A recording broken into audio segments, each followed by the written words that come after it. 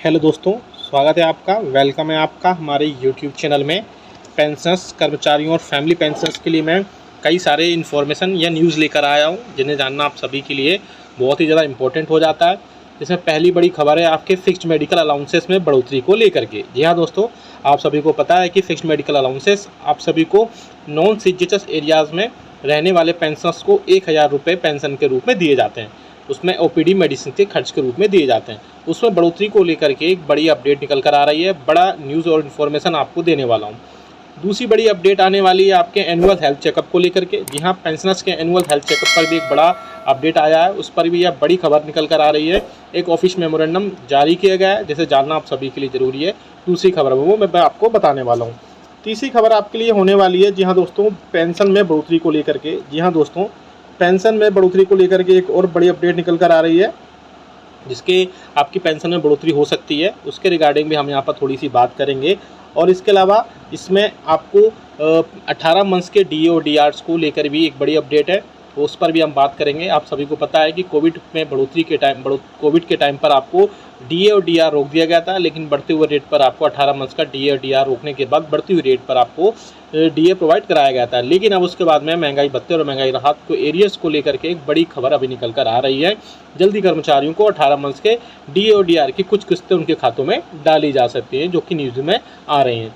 उसके अलावा और भी कई सारे बड़े अपडेट्स होंगे, इसमें आप कई सारे बड़े खबरें होंगी, वो सभी आप जानेंगे यहाँ पर। वीडियो को पूरा अंत तक देखिएगा। और अगर चैनल पर पहली बार आए हैं तो चैनल को फ्री में सब्सक्राइब जरूर करिएगा। सब्सक्राइब के ब्लैक बटन को प्रेस करके साथ ही साथ बेल आइकन को प्रेस करना बिल्कुल मत भूलिएगा।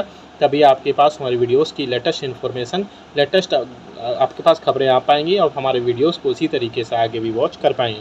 आपको अगर कोई पेंशनरी बेनिफिट्स रिलेटेड कोई डाउट है, कोई समस्या है, तो आप हमें ज्वाइन भी कर सकते हैं मात्र 29 रुपये दे करके 1 मंथ के लिए। और वहाँ से आपकी जो भी समस्या होगी उसको विदिन 15 मिनट के अंदर आपको उसको सॉल्व कर दिया जाएगा। पहली जो बड़ी खबर आ रही है, फिक्स्ड मेडिकल अलाउंसेस को लेकर के आ रही है। आप सभी को पता है कि ऐसे पेंशनर्स जो नॉन सीजीएचएस एरियाज़ में रहते हैं, मतलब जहाँ पर सीजीएचएस के जो बेनिफिशरीज हैं उनके लिए वहाँ पर वेलनेस सेंटर्स, डिस्पेंसरीज या हॉस्पिटल्स या क्लिनिक्स प्रोवाइड सरकार नहीं करा पाती है। तो ऐसा में वहाँ पर सरकार उन सभी के लिए सबसे बड़ी बात है, फिक्स्ड मेडिकल अलाउंसेस के रूप में 1000 रुपये प्रोवाइड कराए जाते हैं। लेकिन अब खबर आ रही है कि सरकार इसे जल्द बढ़ाने का फैसला ले सकती है, जो कि 3000 रुपये तक है।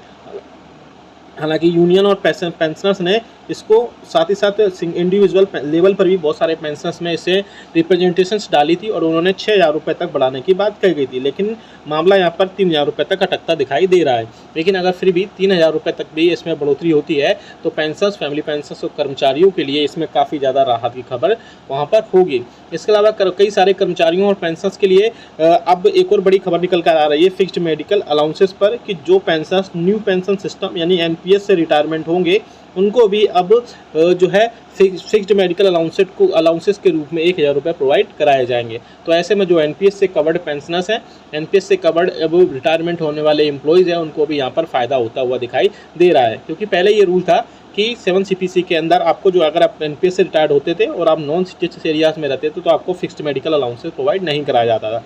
लेकिन अब जो लेटर निकाला है, ऑफिस मेमोरेंडम जारी किया गया, उसकी माने तो सरकार जो है 1000 रुपये तक प्रोवाइड कराएगी। अब बात करते हैं दूसरी बड़ी खबर आ रही है आपके 18 माह के डीए और डीआर को एरियर्स को लेकर के। जी हाँ दोस्तों, अगर मीडिया में जो खबरें आ रही हैं उनकी माने तो पेंशनर्स और फैमिली पेंशनर्स के लिए 18 माह के डीए और डीआर के एरियर्स की कुछ किस्तें सरकार आपके खातों में डाल सकती हैं। हालांकि जो खबर आ रही है वो अभी सिर्फ खबर ही है, उसमें बहुत ज़्यादा पॉजिटिव चीज़ें नहीं ले सकते, क्योंकि 18 मंथ्स के डीए और डीआर्स पर हमेशा से ऐसे खबरें आती रही हैं। लेकिन सरकार ने इसमें रिटर्न ऑर्डर्स में, साथ ही साथ संसद में भी क्लियर बिल्कुल मना कर दिया था कि 18 माह का डीए डीआर्स का ईयर प्रोवाइड नहीं कराया जाएगा। लेकिन फिर भी यूनियंस और पेंशनर्स, साथ ही साथ इसमें बहुत सारे इंडिविजुअल लेवल पर लेटर्स भी लिखे गए, ऑनरेबल फाइनेंस मिनिस्टर को, ऑनरेबल जो है डीओपीटी को, साथ ही साथ और भी कई सारे मिनिस्टर्स को इसमें लेटर लिखे गए कि 18 माह का डीए और डीआर का एरियर्स आपको प्रोवाइड कराया ही जाना चाहिए, क्योंकि वह आपको हक है और आपको मिलना ही चाहिए। क्योंकि पेंशनर्स के कई बार इसमें लाखों रुपए तक बनते हैं और अगर ऐसे में उनको 18 माह का डीए और डीआर का एरियर्स प्रोवाइड करा दिया जाता है तो ऐसे में पेंशनर्स को कई सारी बड़ी खबरें, कई सारी बड़ी राहत देखने को मिल सकती है।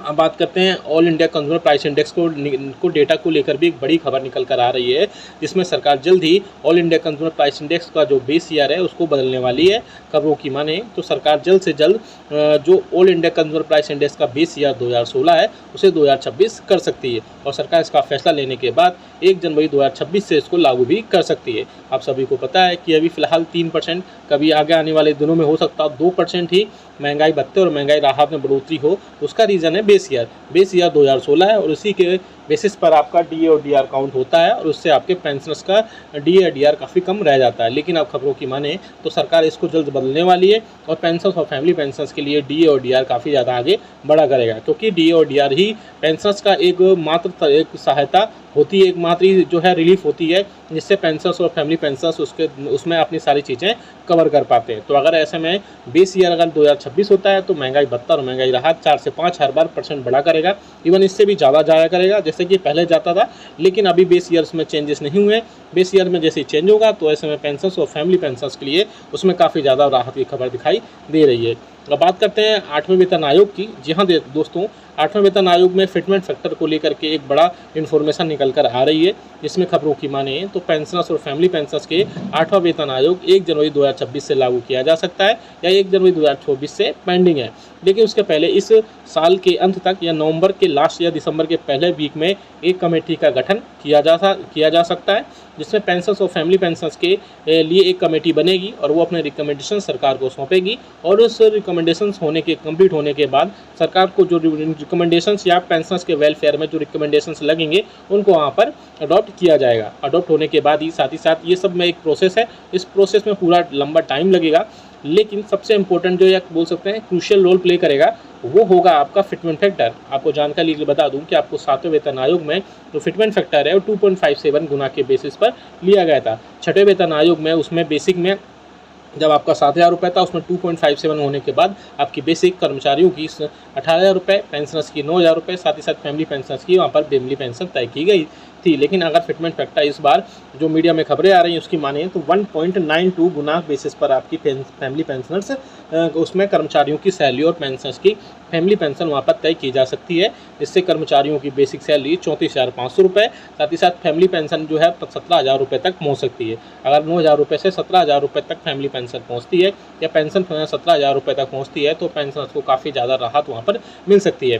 तो आप सबसे बात कमेंट करके बताइएगा कि आपके हिसाब से फिटमेंट फैक्टर कितना होना चाहिए, जिससे कर्मचारियों, पेंशनर्स और फैमिली पेंशनर्स के वहाँ पर सारे खर्चे पूरे हो सकें, और आगे आने वाले जो महंगाई है उन सबका वो सही से उन पर कंट्रोल कर सकें और अपने सारे खर्चे वहाँ पर पूरे कर सके। हालांकि 8वें वेतन आयोग को आने में भी समय है, लेकिन उससे पहले जो है 1 या 1.5 साल पहले एक कमेटी गठित की जाती है, और वही कमेटी अपने रिकमेंडेशंस देती है। उसके बेसिस पर ही 8वां वेतन आयोग आएगा, और 8वां वेतन आयोग आने के बाद पेंशनर्स, फैमिली पेंशनर्स के लिए उसमें कई सारी चीज़ों में फिर से बढ़ोतरी होगी, क्योंकि 8वें वेतन आयोग में बहुत सारी चीज़ें होंगी। इसमें एचआरए, टीए, डीए और भी कई सारे कर्मचारियों के लिए जो अलाउंसेस होते हैं, जिसमें सीएए और जो हार्डनेस अलाउंसेस हैं, रिस्क अलाउंसेस, इन सब चीज़ों पर भी वहाँ पर बात की जा सकती है। इसलिए आप हमें सबसे बड़ी बात कमेंट करके बताएगा कि आप जो है आपको कितना % या कितना फिटमेंट फैक्टर आपको चाहिए होगा, जिससे कि सारी पेंशनर्स के कर्मचारियों के सारे खर्चे वहाँ पर पूरे किए जा सकें। वीडियो अच्छा लगा तो लाइक करिएगा, शेयर सभी के साथ करिएगा। ऐसी न्यूज़ इन्फॉर्मेशन अपडेट्स के लिए चैनल को फ्री में सब्सक्राइब करिएगा। मिलते हैं आपको नेक्स्ट वीडियो में। Thank you so much.